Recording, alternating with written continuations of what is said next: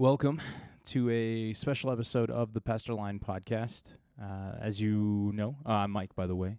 As you know, we are a Avalanche-centric podcast, generally more so than anything else.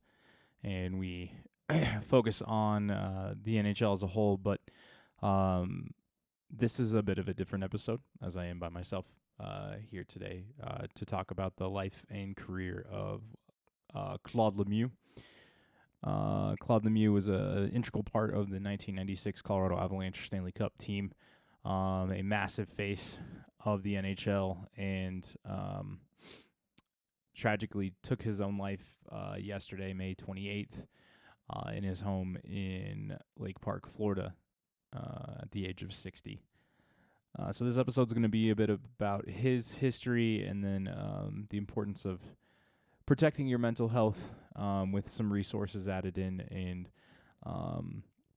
some information about that. But let's start with the positives here. Claude Lemieux was born July 16th, 1965 in Buckingham, Quebec, Canada. Played 21 seasons in the NHL from 1983 to 2009, including winning 4 Stanley Cups during his tenure.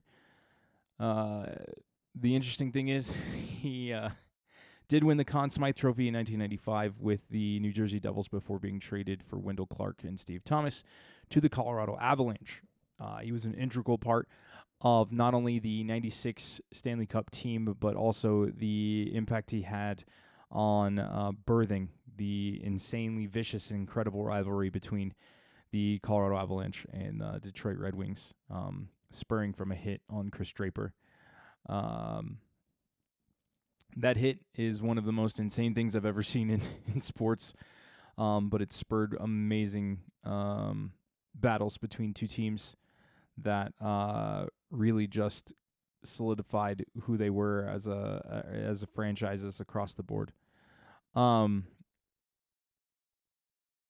Lemieux was actually drafted by the Canadiens in 1983. He was the 26th overall pick in 1983.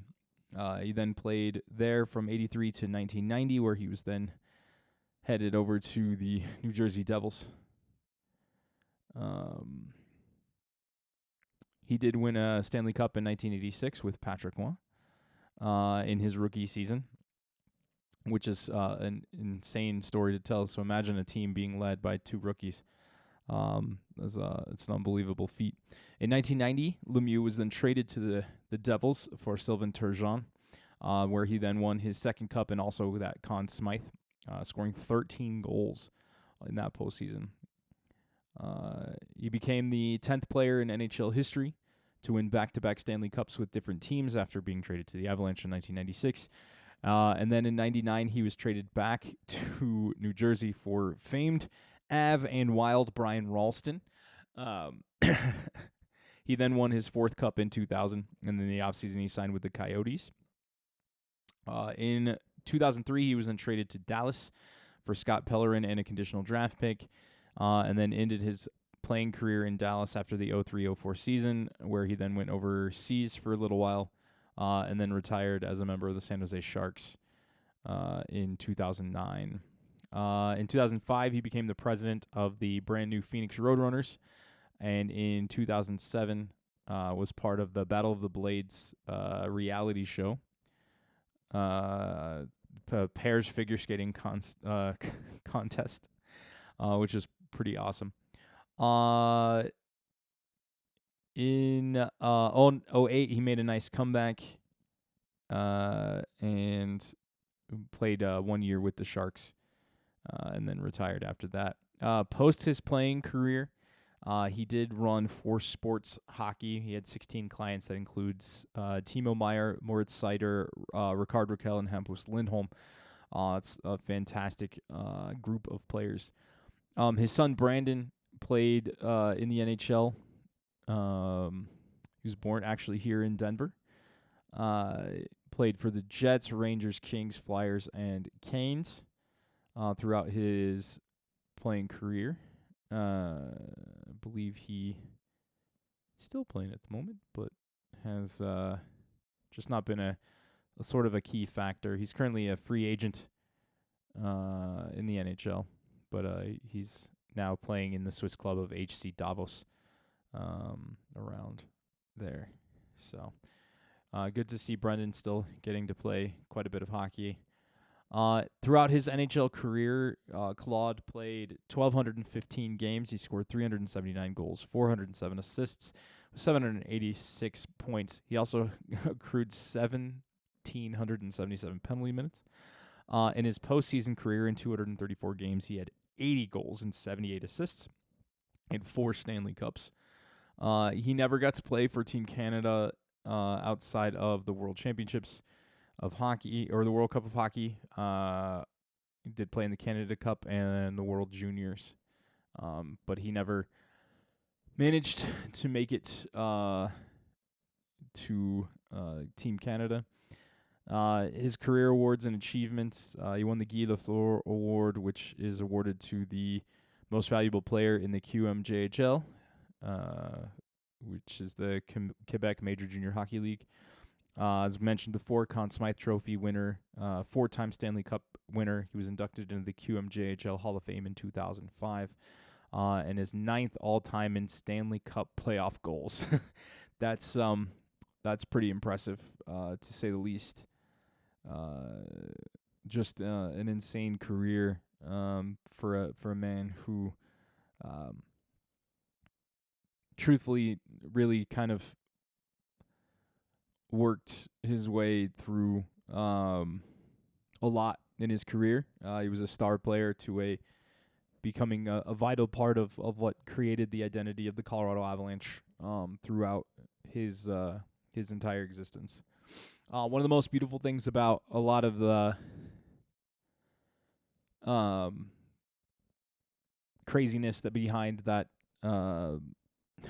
sorry, this is difficult to talk about. The Red Wings rivalry is that he and Darren McCarty actually became friends post-playing career. They did a lot of speaking engagements. They found ways to work together to create things. And McCarty actually said, let me see if I can find this tweet here.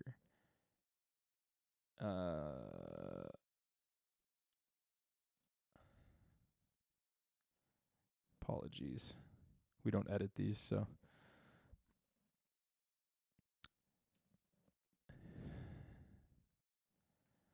Darren McCarty's post was, just heard the news on Claude Lemieux. This is extremely sad, no matter what feelings from past or present you hold. My thoughts and prayers to his family and friends and people who got to see the person off the ice wasn't the person on. And I've said and will always call it as I see it. If you're on the ice with Claude and you turn your back, you are an idiot. But off the ice, I'll turn mine. And please, if you are struggling at all, please reach out and talk to someone. Godspeed, my friend. The tragedy of this is that Claude Lemieux took his own life at the age of 60. Now we don't know. I don't know how. I didn't want to read any further. And the unfortunate thing is, the last time he made a public appearance was actually 3 days before Game 3 of the Eastern Conference Finals, where he was the torchbearer for the Montreal Canadiens. The hard part about this, for me personally, is suicide has affected my life directly, and it's affected a lot of lives, and everybody has to face mortality once or twice in any regard. As we all, have to find a way to kind of figure out how to navigate this life. In my music career, I've lost a lot of friends, some amazing voices, talents, and skills of people that I truly respected, loved, and cared about. Some of those were earlier in my career, some a little later. Personally, I've lost family members to suicide, and it impacts everybody differently. I've been lucky enough to be able to have a voice and an opinion on ways to deal with this. I've faced my own struggles with it as well. And it's one of those situations where no matter how hard you try to negotiate with yourself or negotiate with others, sometimes it's just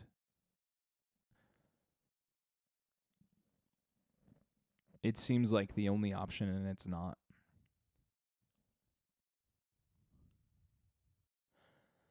I understand that it's difficult in a lot of ways to maintain or obtain mental health services here in the United States, and I'm not making this an argument about being able to find ways to do that. That's not even close to the platform I'm trying to preach here, but understand that there are resources out there for people.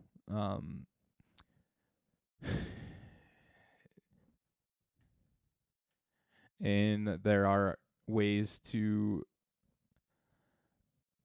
um, fight through some of these situations and problems. The National Suicide Hotline here in the United States is 988. It's still in existence. It still works. It's a great tool. I'm sure it's saved many of lives. And just reach out. That's the most important thing. Is sometimes it just takes a message. Sometimes it just takes a statement. One of the biggest pieces I've always lived by is if you're thinking about somebody, or you just have a feeling that you need to talk to someone, reach out. Really and truthfully reach out. Sometimes that's all it takes. A text, a phone call. If it's somebody in your office walking over and checking their desk and saying hi. Checking in on your boys, checking in on your ladies, checking in on everybody. Sometimes just reminding people that you're there helps them understand that they're not alone. I've had this conversation several times in different formations, and I'm trying to make this as respectable as possible as somebody who, fights my own demons on a regular basis. I've been fortunate enough to be able to afford therapy in my time, and I'm significantly better than I have been, but there are days where I struggle. There are days where I fight. There are days where I'm insufferable to be around. You can ask my friends, my wife. You can ask my co-hosts on this podcast. But I'm still here.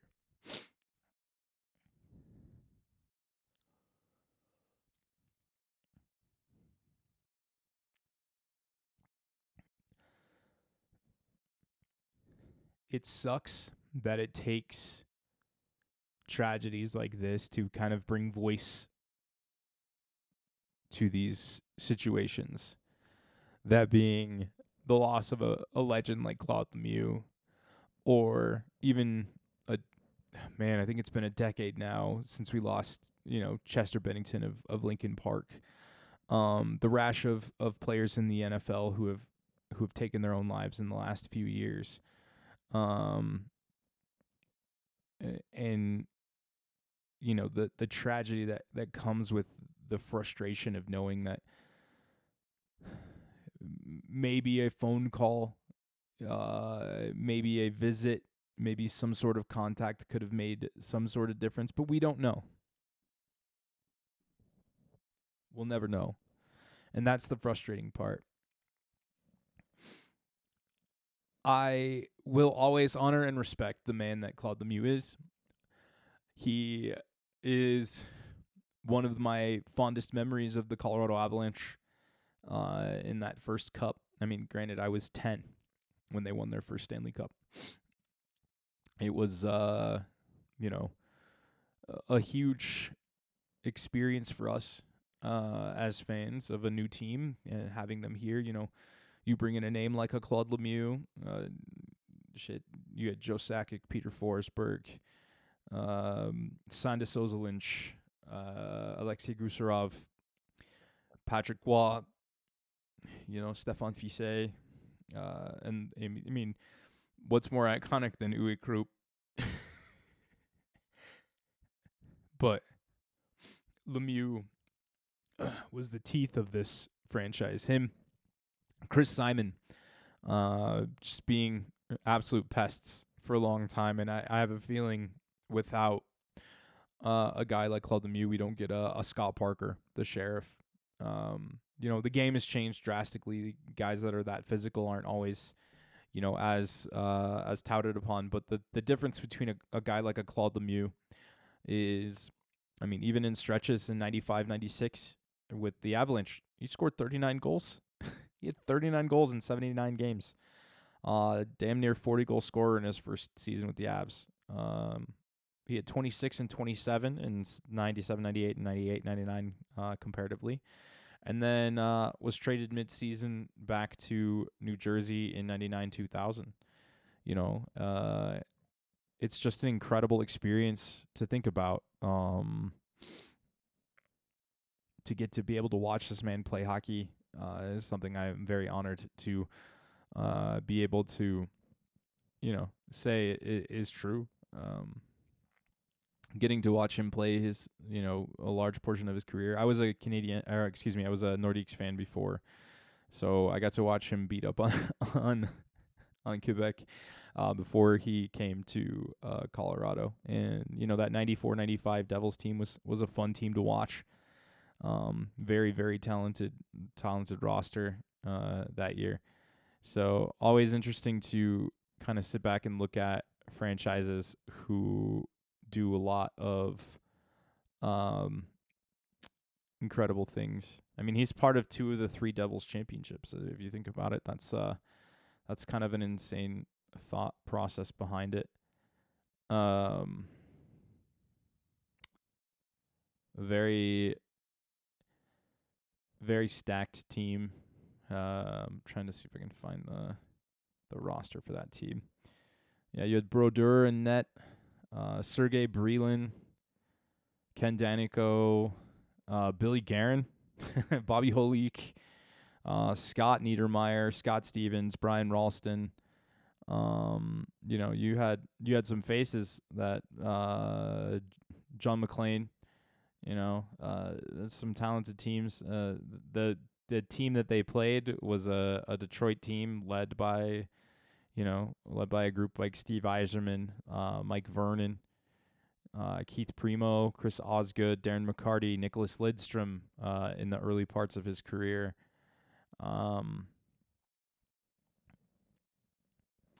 Vladimir Konstantinov, Sergei Fedorov, Paul Coffey in the later portion of his career when he came to Detroit. He was a big part of those rivalry matchups. Dino Ciccarelli, there's a lot of names, but one of the names that stands out is obviously Claude Lemieux. It's chaotic and insane to think that Claude was such a big impact. He scored his final goal in Game 3 in the first period, assisted by Scott Stevens, if you could believe that. But just an incredible human as well. After, if you get a chance, you should watch the Rivalry documentary on ESPN. With him and McCarty, and listening to Draper talk about it is still tragic and tough to hear. But it's amazing to listen to them talk about how off the ice has become sort of a completely different animal. But I want to end on a note. There are a lot of services available out there for people. I'm not going to name any networks or opportunities because we are not sponsored and it's not appropriate. But September is National Suicide Prevention Month here. If you ever get a chance, reach out to the National Suicide Hotline if you need to. That is 988 in the States. You can also text 988. It's very special to me that we talk about this, and it's something that I don't think gets brought up enough, especially about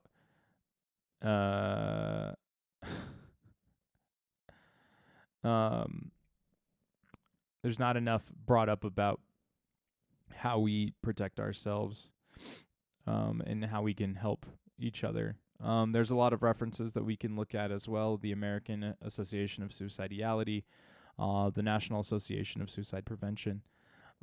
Those are all great references and tools. I'll have those linked in the description below. But do me a favor today, and if you can,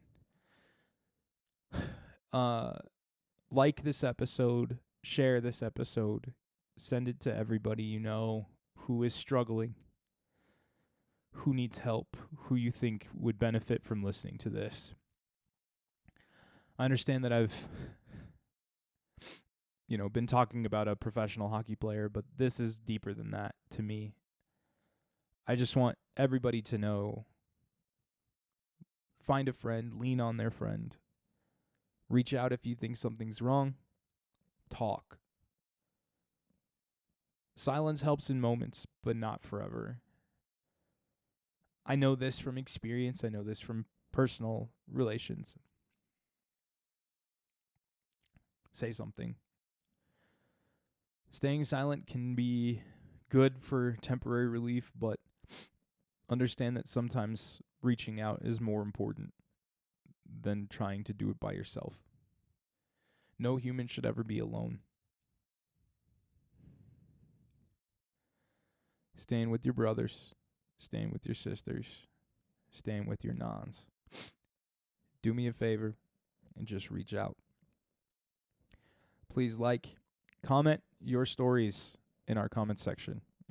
We want to hear from you. Your stories about Claude Lemieux, your stories about your impact of how sports has helped you with your mental health even.